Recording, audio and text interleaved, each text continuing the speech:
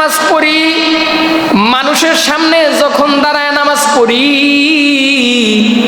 4 রাকাত নামাজ আমরা 10 মিনিটে পড়ি। আবার যখন মানুষ থাকে না, একা একা ঘরে নামাজ পড়ি, 4 রাকাত নামাজ পড়তে 3 মিনিটও লাগে না। কথা বলেন ঠিক কিনা? অর্থাৎ মানুষ আমারে দেখতেছে, এই জন্য আমি কি 4 রাকাত নামাজ এত সুন্দর করে পড়লাম, 10 মিনিট লাগে গেছে। আর যখন একা একা রুমের মধ্যে বললাম 4 রাকাত নামাজ 2-3 মিনিটে হয়ে যায়। এমন লোক আছে না নাই? কথা বলেন তো ভাইরা আমার। এটা আমি আপনাদেরকে লজ্জা দেওয়ার জন্য বলতেছি না ভাই, বুঝানোর জন্য বলতেছি। কারণ এই যে আপনি ইবাদতগুলো করতেছেন, এত কষ্ট করে ইবাদত করেন, শীতের সময় ফজরের নামাজের সময় উঠাটা কিন্তু আসলেই কষ্ট। কথা ঠিক কিনা? এই যে এত ঠান্ডা পানি দিয়ে ওযু করলেন, ওযু করে আপনি মসজিদে আসলেন, এই ইবাদতটা যদি এমন আপনার কবুলই না হয়, এত কষ্ট করে কি লাভ আছে? লাভ আছে? আপনারা আমার কথার জবাব দেন না কে? লাভ আছে কি এত কষ্ট করে ইবাদত করার? তো আমি এটা আপনাদেরকে লজ্জা দেওয়ার জন্য বলতেছি না, আমি আপনাদেরকে এজন্য বলতেছি যাতে করে আপনারা শিখেন, বুঝেন যে ইবাদতটা এটা মানুষরে দেখানোর জন্য ইবাদত করবো না। আমার ইবাদতটা হবে একমাত্র, শুধুমাত্র, কেবলমাত্র আমাকে যিনি সৃষ্টি করেছেন আমার রবের জন্য। কথা বলেন ঠিক কিনা? বিধান ছিল, তাদের বিধান ছিল একরকম, আমাদের জামানায় আরেক রকম। তারা পাহাড়ের মধ্যে তাদের মাল দিয়ে আসতো। একজনের কুরবানি আল্লাহ কবুল করছেন, অপরজনের কুরবানি কবুল করে নাই। কাবিল হয়ে গেছে কি জালেম। এটা বানানো কোনো কথা না। আল্লাহ রাব্বুল আলামিন কোরআনুল কারীমে আয়াত নাজিল করেছেন কুরবানির বিধানের, আদম নবীর 2 ছেলের কথা।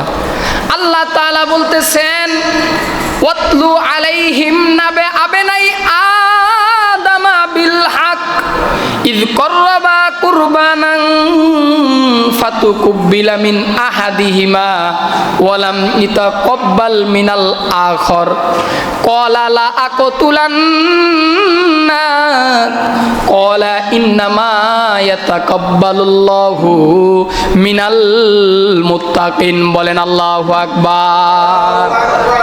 এই যে আল্লাহ ঘটনা বললেন, ক্বালা লা আকতুলান্না, কাবিল হাবিলকে হত্যা করলো। ক্বালা ইন্নামা ইয়াতাকাব্বালুল্লাহু মিনাল মুত্তাকিন।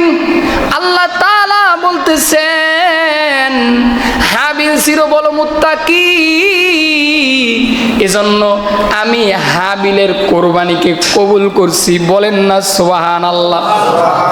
এই যে আমাদের উপরও যে কোরবানির বিধান আছে, এটা তো বললাম আদম নবীর জামানার কোরবানির বিধান, কিন্তু আমাদের বিধানটা কিভাবে আসলো? আমাদের জাতির পিতার নাম কি সকলেই বলেন তো? পয়গম্বর ইব্রাহিম আলাইহিস সালাম। আল্লাহ রাব্বুল আলামিন বলতেছেন, মিল্লাতা আবিকুম ইব্রাহিম হুয়া সাম্মাকুমুল মুসলিমিন। বলেন আল্লাহু আকবার। আল্লাহ তাআলা মিল্লাতের পিতা বানাইছেন হযরত ইব্রাহিম আলাইহিস সালামকে। আপনারা সকলেই জানেন পয়গম্বর ইব্রাহিম রে আল্লাহ কত পরীক্ষা করছেন। সব পরীক্ষায় মহান রব্বুল আলামিন যত পরীক্ষা করছেন, সব পরীক্ষায় ইব্রাহিম নবী পাশ করছেন। বলেন সুবহানাল্লাহ। আল্লাহ তাআলা ইব্রাহিম নবীর সন্তান দেয় না, বৃদ্ধ হয়ে গেছে, কোনো সন্তান নাই। আল্লাহ তাআলা ইব্রাহিম নবীর হুকুম করছেন, বন্ধু ইব্রাহিম তুমি আমি আল্লাহর দরবারে দোয়া করো। পয়গম্বর ইব্রাহিম আল্লাহর দরবারে দোয়া করতেছে, রব্বি হাবিলি মিনাস সলিহিন। আয় আল্লাহ আপনি আমার একটা নেককার সন্তান দেন। এখান থেকে একটা আমল নেন, কারো যদি সন্তান না হয় আল্লাহর দরবারে দোয়াটা করবেন। আপনার বিবিকেও শিখাবেন দোয়াটা, কোরআনের দোয়া। এই দোয়াটা করবেন, করতেছেন, রব্বি হাবিলি মিনাস সলিহিন। সকলে আমার সাথে বলেন, রব্বি হাবিলি মিনাস সলিহিন। পয়গম্বর ইব্রাহিম আল্লাহর দরবারে দোয়া করছেন, আল্লাহ তাআলা দোয়া কবুল করছেন। বৃদ্ধ বয়সে আল্লাহ তাআলা ইব্রাহিম নবীর ঘরে এমন সুন্দর একটা সন্তান দিলেন, যেই সন্তানটার নাম হলো পয়গম্বর ইসমাইল। সুবহানাল্লাহ। কিন্তু আমার আল্লাহর বড় কুদরতের পরীক্ষা, শেষ বয়সে গিয়ে সন্তান পাইছে। আল্লাহ তাআলা ইব্রাহিম রে হুকুম দিছেন, ইব্রাহিম সন্তান দিছি তো কি হয়েছে, সন্তানের মোহাব্বতে বুঝি আমি আল্লাহরে ভুইলা যাবি না, সন্তান রে কাছে রাখতে পারবি না, যাও সন্তান আর বিবি হাজেরারে দূর মক্কার মধ্যে রাইখা আসো।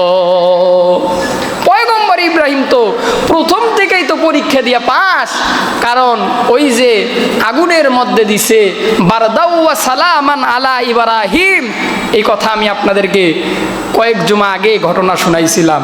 আল্লাহ তাআলা পয়গম্বর ইব্রাহিমকে নমরুদের আগুনে ফালায় পরীক্ষা করছেন, এবার সন্তান আর বিবি নিয়ে পরীক্ষা করতেছে। এই পরীক্ষায় ইব্রাহিম নবী পাস। ইব্রাহিম নবী তার সন্তান আর বিবিকে সেই দূর মক্কায় রেখে আসলো, আর কোনো খোঁজখবর নাই। হালকা পাতলা খেজুর আর খাবার দিয়ে পয়গম্বর ইব্রাহিম চলে আসলো। কিন্তু একদিন পয়গম্বর ইব্রাহিম স্বপ্নে দেখতেছে আল্লাহ তারে কুরবানি করতে বলতেছে, প্রিয় জিনিস। পয়গম্বর ইব্রাহিম প্রিয় জিনিসগুলো আল্লাহর রাহে কুরবানি করতেছে। তারপর আল্লাহ পয়গম্বর ইব্রাহিমকে শুধু স্বপ্ন দেখাইতেছে। পয়গম্বর ইব্রাহিমের বোঝার বাকি রইল না। এখন বর্তমান পৃথিবীতে আমার সবচেয়ে মহাব্বতের, আমার ওই যে ইসমাইল আমার বড় মহাব্বতের, ইব্রাহিম নবী বুঝা গেছে আল্লাহ চাই ইসমাইলরে কোরবানি করতে। পয়গম্বর ইব্রাহিম দৌড়াইয়া মক্কার মধ্যে গেছে, ঘরের মধ্যে এলান দিছে। এলান দিয়া বলে, বাবা ইসমাইল আসনি। ইসমাইল নবী দরজাটা খুইলা দেখে একজন যুবক, ইব্রাহিম নবী বৃদ্ধ লোক। ইব্রাহিম নবীর শরীরে যেই পোশাকটা ছিল সেম আর একটা পোশাক ইসমাইলের ঘরের মধ্যে। ইসমাইল নবী চিন্তা করতেছে, আমি আমার মা হাজেরাকে দেখতাম সেম একটা পোশাক সারাদিন শরীরের মধ্যে জড়ায় রাখতো, কারণ স্বামী ওই যে মক্কার মধ্যে রাইখা আছে। স্বামী আর বিবির কাছে যায় না, সন্তানের কাছে যায় না, স্ত্রী তো এটা সহ্য করতে পারে না। পয়গম্বরের জামাটা নিয়ে চুমু খায়, আর ঘামের গন্ধগুলো শুনে, ঘ্রাণগুলো শুনে স্বামীর ভালোবাসা প্রকাশ করতেছে। ইসমাইল নবী একদিন মারে জিগাইছে, মা আপনি এটা কার পোশাক এভাবে ধরেন? মা সন্তানকে ডাক দিয়া বলে, এটা হলো আল্লাহর খলিলের পোশাক। বলে, আল্লাহর খলিল আবার কে? বলে, যে আগুনেও পুড়ে না। বলেন সুবহানাল্লাহ। ইসমাইল নবী তো বুঝা গেছে যে এটা তো আমার বাবা, কারণ একই পোশাক, যেই পোশাক আমার মা ভালোবাসতো সেই পোশাক ইব্রাহিম নবী পরে আসছে। ইসমাইল দরজাটা খুইলা বলে, বাবা। ইব্রাহিমও বলে, বাবা আসো আমার কোলে, আমি তোমার বাবা ইব্রাহিম।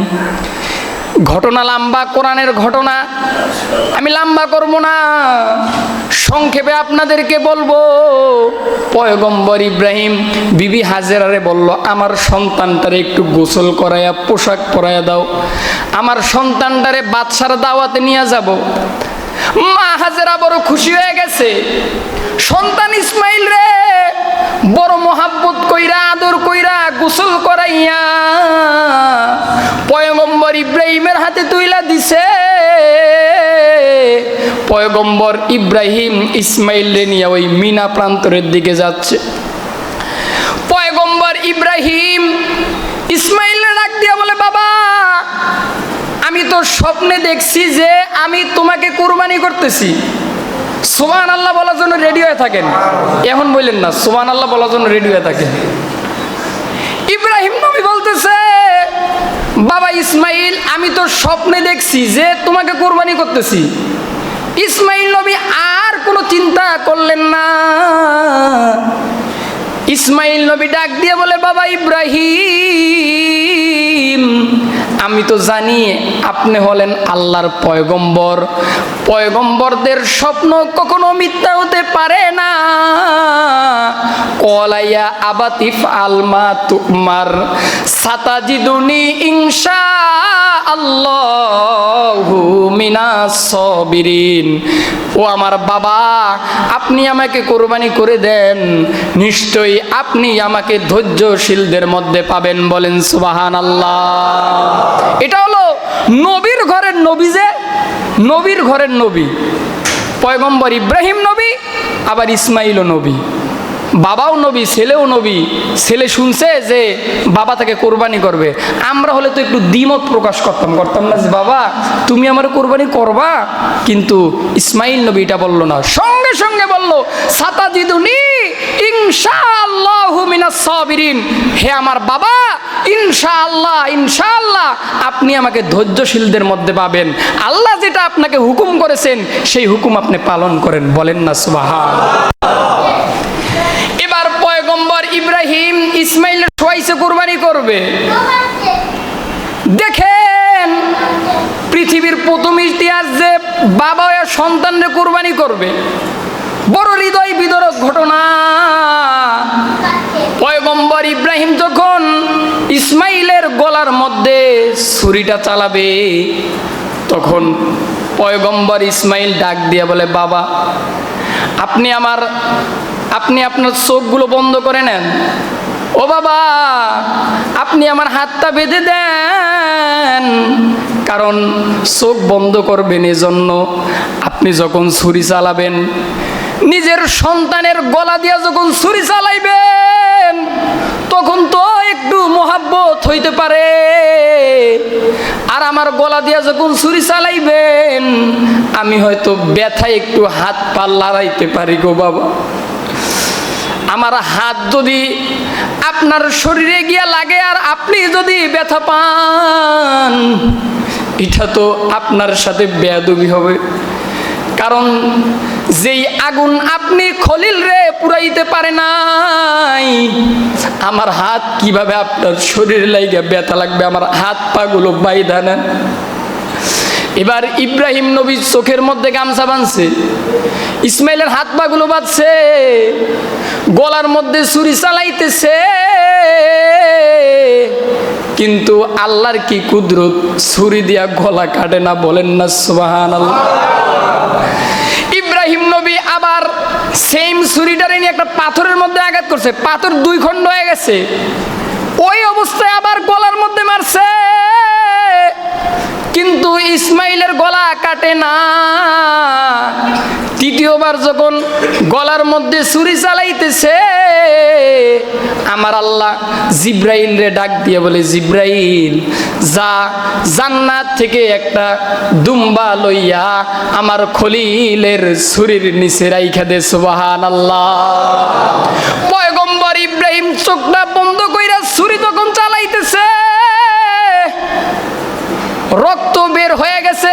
ইব্রাহিম তো বুঝে গেছে যে তার কুরবানি হয়ে গেছে সন্তান রে, কিন্তু চোখটা যখন খুলছে তাকায়া দেখে ইসমাইল পাশে দাঁড়ায় আছে, ছুরির নিচে একটা জান্নাতি দুম্বা জবাই হয়ে গেছে।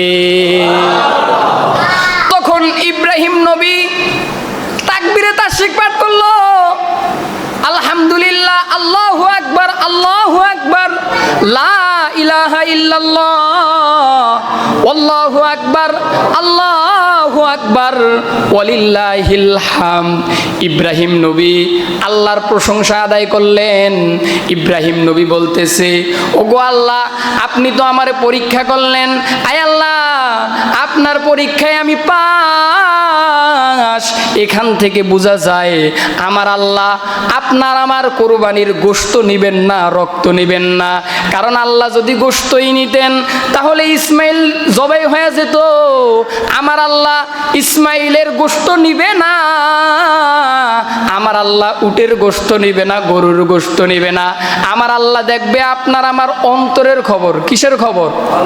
আল্লাহ তাআলা বলেন লা ইয়ানালাল্লাহা লুহুমুহা ওয়ালা দিমাউহা ওয়ালাকিন ইয়ানালুহুত তাকওয়া মিনকুম কাযালিকা সাখখারাহা লাকুম লিতুকাব্বিরুল্লাহা আলা মা হাদাকুম।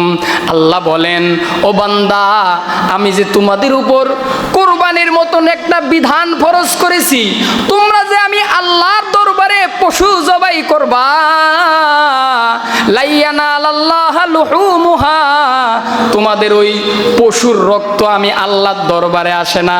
ওয়ালা দিমাউহা, তোমাদের পশুর গোশত আমি আল্লাহর দরবারে আসে না। আমি আল্লাহর দরবারে কি আসে জানো? ওয়ালাকিন ইয়ানালুহুত তাকওয়া মিনকুম, তোমাদের যে একটা তাকওয়া আছে, অন্তর আছে, নিয়ত আছে, এই নিয়তটা আমি আল্লাহ দেখি। বলেন সুবহানাল্লাহ। এজন্য ভাইরা আমার, আমি যে আয়াতে কারিমা আপনাদের সামনে তিলাওয়াত করেছি, আল্লাহ রাব্বুল আলামিন বলতেছেন, কুল ইন্না সলাতে ওয়া নুসুকি ওয়া মাহইয়ায়া ওয়া মামাতি লিল্লাহি রাব্বিল আলামিন। আপনার আমার নামাজ, আপনার আমার কুরবানি, আপনার আমার জীবন মরণ সব কিছু একজনের জন্য হবে। তিনি কে? আল্লাহ বলতেছেন লিল্লাহি রাব্বিল আলামিন, আপনার সমস্ত ইবাদত একমাত্র আল্লাহর জন্য হবে। কথা বলেন ঠিক কিনা? এজন্য ভাইরা আমার, সামনেই তো কোরবানির মাস। আমরা যারা নেশাব পরিমাণ মালের মালিক আছি, এবার আর একটা কথা শুনেন, কাদের উপর কোরবানি ফরজ এটা আমরা অনেকেই বুঝি না।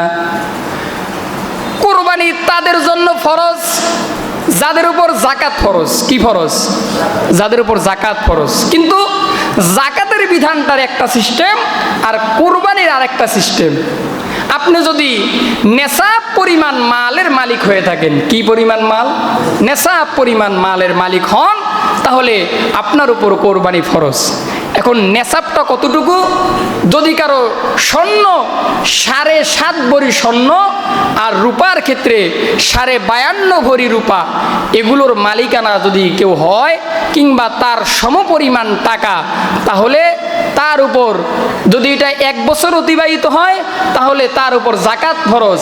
এবং কারো কাছে যদি এটা 3 দিন থাকে, একটা বললাম যাকাতের মাসালা, আর একটা হচ্ছে কুরবানির মাসালা। কুরবানির মাসালাটা সহজ, যাকাতের মাসালাটা হবে 1 বছর, আর কুরবানির মাসালা 3 দিন। কয় দিন? 3 দিন। কেউ যদি কুরবানির 3 দিন, জিলহজের 10, 11, 12 তারিখ, এই 3 দিন পর্যন্ত নেশাব পরিমাণ মালের মালিক হয়। নেশাব পরিমাণ কতটুকু বলেছি? রূপার ক্ষেত্রে 52.5 তোলা। বর্তমান যেহেতু স্বর্ণের দামটা অনেক বেশি, আমরা রূপার দামটা ধরবো। বর্তমান 1 ভরি রূপার দাম হয়তো 1720 টাকা কিংবা 10 টাকা এরকম হবে। তাহলে 52.5 তোলা রূপার দাম 89,000 কত টাকা জানি আসে, ধরেন 90,000 টাকা। কোনো বান্দার কাছে যদি কোরবানির 3 দিন, জিলহজের মাসের 10, 11, 12 তারিখে কারো কাছে যদি 90,000 টাকা থাকে, এই 3 দিন কত হাজার টাকা?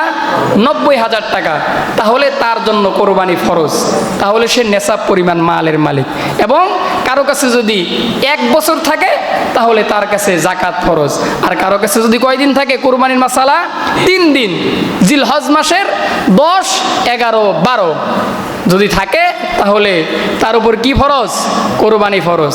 এবার আসেন, কেউ যদি কোরবানি ফরজ হওয়ার পরেও কোরবানি না দেয়, তাহলে আল্লাহর রসুল বলেছেন, যাদের সামর্থ্য থাকার পরেও তারা কোরবানি করে না, তারা যেন ঈদগাহের দিকে না আসে। আল্লাহর রসুল বড় জোর দিয়ে বলেছেন যে সামর্থ্য থাকার পরও যদি কোরবানি না দেয় তাহলে সে যেন ঈদগাহে না আসে। বলেন না নাউজুবিল্লাহ। তাহলে ভাই আসুন, আমরা যারা নেশাব পরিমাণ মালের মালিক আছি, আমরা তো এখন অধিকাংশই নেশাব পরিমাণ মালের মালিক। কারণ 90,000 টাকা নাই আমার মনে হয় না এমন কোনো ব্যক্তি আছে। তাহলে 90,000 টাকা যদি আমার কাছে থেকে থাকে জিলহজের 3 দিন, তাহলে আমরা নিয়ত করে ফেলি ভাই কোরবানি এটা তো শুধুমাত্র গোশত খাওয়ার জন্য না। আপনি গোশত খান, আপনাকে আল্লাহ নিষেধ করে নাই। ওই যে কোরআনের আয়াত লা ইয়ানালাল্লাহু লুহুমুহা ওয়ালা দিমাউহা ওয়ালা কি ইয়ানালুহু তাকওয়া মিনকুম, আপনার গোশত আপনার কিছুই আল্লাহর দরবারে যাবে না। আপনি কোরবানি দিয়েছেন, গোশত আপনি খান, কিন্তু নিয়তটাকে পরিষ্কার রাখবেন, নিয়তটাকে খালেস নিয়ত রাখবেন। কত বড় গরু কোরবানি দিলাম এটা দেখবেন না। আমরা তো অনেকেই চিন্তা করি কার গরুটা বড়, না এগুলো চিন্তা করা যাবে না। আমার গরুটা যতই ছোট হোক, কিংবা আপনি একদম পারেন না একটা ছাগল হইলেও কোরবানি দেন, তারপরও কোরবানি দেন ভাই যদি নেশাব পরিমাণ মালের মালিক হন। কারণ কোরবান এমন একটি শব্দ, এটার অর্থ হচ্ছে, কোরবান অর্থ নৈকট্য লাভ করা। কি করা? নৈকট্য লাভ করা। কোরবানি দেওয়া মানে আপনি আল্লাহর নৈকট্য লাভ করলেন। আর কোরবানি দেওয়ার পর রব্বুল আলামিন দোয়া কবুল করেন। কারণ ইব্রাহিম নবী যখনই আল্লাহর দরবারে দোয়া করতেন, তখনই কি করতেন? আল্লাহর রাহে কোরবানি করতেন, কোরবানি দিতেন। কোরবানি দেওয়ার পর আল্লাহর কাছে দোয়া করলে সেই দোয়া কবুল হয়। বলেন না সুবহানাল্লাহ। প্রিয় ভাইরা, তাই আসুন আজকে যতটুকু আলোচনা করলাম কোরবানির বিধান সম্পর্কে, আল্লাহ তাআলা সর্বপ্রথম আমাকে এবং আপনাদেরকে আমল করার তৌফিক দান করেন। সকলে বলেন আমিন। আরেকবার বলেন আমিন। ওয়া আখিরু দাওয়ানা আনিল হামদুলিল্লাহি রাব্বিল আলামিন। যারা কবুল আল জুমা সুন্নাত চালাকে করে